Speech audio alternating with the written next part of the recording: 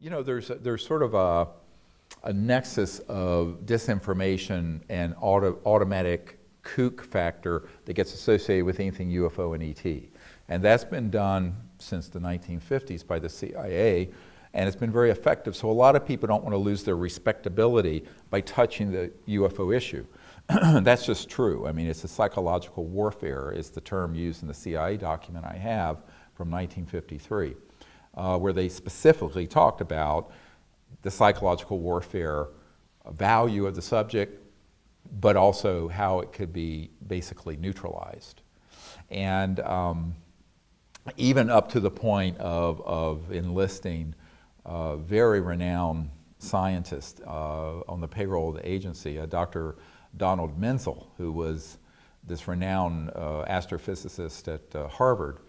I have a document where it names him, and it says it cannot be known that he's working with us on this because then it would lose all credibility. But he was the person who back in that era, 56, would stand up and debunk all this.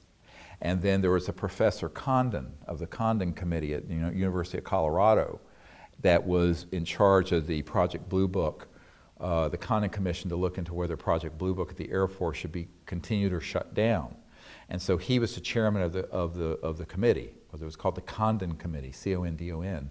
And Professor Condon worked with Dr. Robert Woods, who I mentioned is one of our disclosure witnesses from McDonnell Douglas.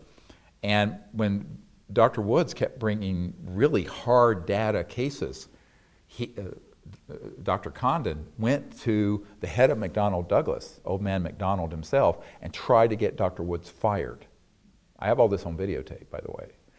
And eventually, and of course, Dr. Woods was just so shocked that this man who was supposed to be an independent professor looking into this was so biased. After I met with the CIA director in the 90s, I got a tranche of documents that named Dr. Condon as an asset of the CIA. And it's in black and white. So it's very, very well done from the point of if you want to be Machiavellian and just twisted.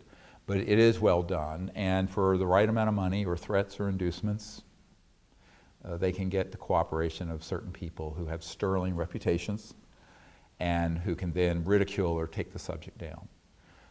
So the problem usually is that by the time I emerged on the scene in the 90s, the CIA already had a 40-year run on top of me of disinformation, ridiculing the subject, being sure that things were covered in the National Enquirer, catapulting to the forefront of the field charlatans and cranks and all kinds of misinformation and disinformation and lunatic conspiracy theories. And so the problem is, it's not like you're climbing Mount Everest not from base camp, but from 20,000 leagues under the sea up to the top of Mount Everest.